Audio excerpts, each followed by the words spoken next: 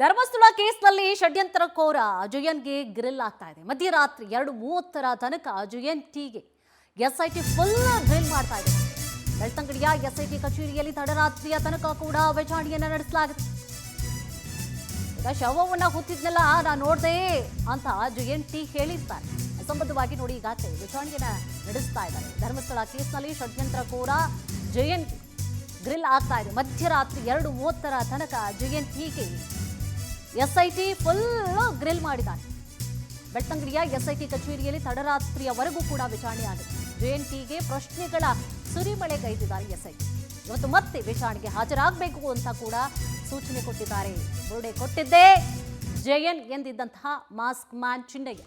ಹೀಗಾಗಿ ತನಿಖೆಯನ್ನ ತೀವ್ರಗೊಳಿಸಿದ್ದಾರೆ ಎಸ್ಐಟಿ ಅಧಿಕಾರಿಗಳು. ಜೊತೆಗೆ ಇವರು ಎಲ್ಲೆಲ್ಲೂ ಓಡಾಡಿದ್ದಾರೆ, ಎಲ್ಲವೂ ಕೂಡ ಚಿನ್ನಯ್ಯನ ಜೊತೆಯಲ್ಲಿ ಜಯನ್ ಅವರು ಕೂಡ ಓಡಾಡಿದ್ದಾರೆ ಅನ್ನುವಂತಹ ವಿಚಾರಗಳಿತ್ತು. ಸಾಕಷ್ಟು ಈಗಾಗಲೇ ಸ್ಥಳಗಳಲ್ಲೂ ಕೂಡ ಎಸ್ಐಟಿ ಅಧಿಕಾರಿಗಳು ಮಹಜರನ್ನ ಕೂಡ ಮಾಡಿದ್ದಾರೆ. ಇವರ ಮನೆ ಏನಿತ್ತು ಪೀಣ್ಯದಲ್ಲಿ, ಸೊ ಆ ಒಂದು ಮನೆಯಲ್ಲೂ ಕೂಡ ಈಗಾಗಲೇ ಮಹಜರು ಕಾರ್ಯವನ್ನು ಕೂಡ ಮುಗಿಸಿದ್ದಾರೆ. ಜೊತೆಗೆ ತಡರಾತ್ರಿಯವರೆಗೂ ಕೂಡ ವಿಚಾರಣೆಯನ್ನ ಕೂಡ ಜಯನ್ ಅವರನ್ನ ಮಾಡಿದ್ದಾರೆ ಅಧಿಕಾರಿಗಳು.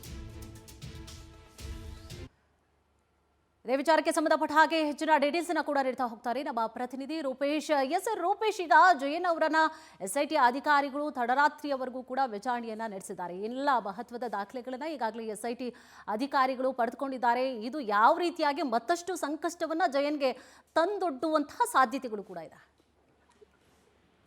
ಕುಸುಮ, ಇಲ್ಲಿ ಈಗ ಒಬ್ಬೊಬ್ಬರೇ ಈಗ ಧರ್ಮಸ್ಥಳ ವಿರೋಧಿ ಷಡ್ಯಂತ್ರ ಮಾಡೋದವರಿಗೆ ಶಾಕ್ ಅನ್ನ ಎಸ್ಐಟಿ ಪೊಲೀಸ್ನವರು ಕೊಡ್ತಾ ಇದ್ದಾರೆ. ಮೊದಲನೇದಾಗಿ ಚಿನ್ನಯ್ಯ, ಯಾಕಂದ್ರೆ ಹತ್ರ ಪಾತ್ರಧಾರಿ ಎಷ್ಟೇ ಅಂತ ಹೇಳ್ಕೊಂಡಿದ್ದ. ಅದಾದ ಬೈಕ್ ಹೋಗಿ ವಿಚಾರಣೆಯಲ್ಲಿ ಸೂತ್ರಧಾರಿಗಳ ಹೆಸರನ್ನ ಹೇಳ್ಕೊಂಡಿದ್ದ. ಈಗ ಈ ಸೂತ್ರಧಾರಿಗಳನ್ನ ಕರೆಸುವಂತ ಪ್ರಯತ್ನವನ್ನು ಎಸ್ಐಟಿ ಮಾಡ್ತಾ ಇದೆ. ಜಯಂತಿಗೂ ಕೂಡ ಇದೇ ಶಾಕ್ ಬಂದಿದೆ. ಹೀಗಾಗಿ ಮೊದಲನೇದಾಗಿ ಜಯಂತಿಗೆ ಈ ನೋಟಿಸ್ ಅನ್ನ ಕೊಟ್ಟಿದ್ದಾರೆ.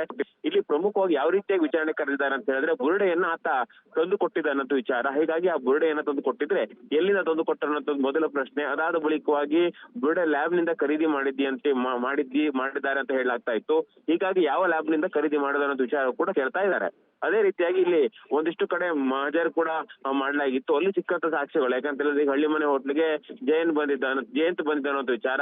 ಹೀಗಾಗಿ ಅಲ್ಲಿ ಯಾಕೆ ಬಂದ್ರು, ಷಡ್ಯಂತ್ರ ಮಾಡೋದಕ್ಕೆ ಸಾಕಷ್ಟು ನೆರವನ್ನು ಕೂಡ ಕೋರಿರ್ತಕ್ಕಂಥದ್ದು. ಅದೇ ರೀತಿ ಷಡ್ಯಂತ್ರ ಮಾಡ್ಲಿಕ್ಕೆ ಸಾಕಷ್ಟು ಸಹಾಯನ ಕೂಡ ಮಾಡಿರುವಂತ ಆರೋಪ ಜಯಂತ್ ವಿರುದ್ಧ ಇದೆ. ಅದೇ ರೀತಿಯಾಗಿ ಇಲ್ಲಿ ಹಿಂದೆ ಈ ಸೆಲೆಬ್ರಿಟಿ ಸಂಬಂಧಪಟ್ಟಂತೆ ಎಲ್ಲಿಂದ ಬಂತು, ಯಾಕೆ ಬಂತು, ಹೇಗೆ ಬಂತು ಅಂತ ಹೇಳಿ ದೆಹಲಿ ಕರ್ಕೊಂಡು ಹೋದಂತ ಆರೋಪ ಕೂಡ ಈ ಒಂದು ಜಯಂತ್ ವಿರುದ್ಧ ಇದೆ. ಹೀಗಾಗಿ ಈ ವಿಚಾರವಾಗಿ ಸಮಗ್ರವಾಗಿ ನಿಮ್ಮ ಎಸ್ಐಟಿ ಪೊಲೀಸ್ನವರು ತನಿಖೆ ನಡೆಸಿದ್ದಾರೆ. ಕುಸುಮ, ಎಸ್, ಥ್ಯಾಂಕ್ ಯು ತಮ್ಮೆಲ್ಲ ಡೀಟೇಲ್ಸ್.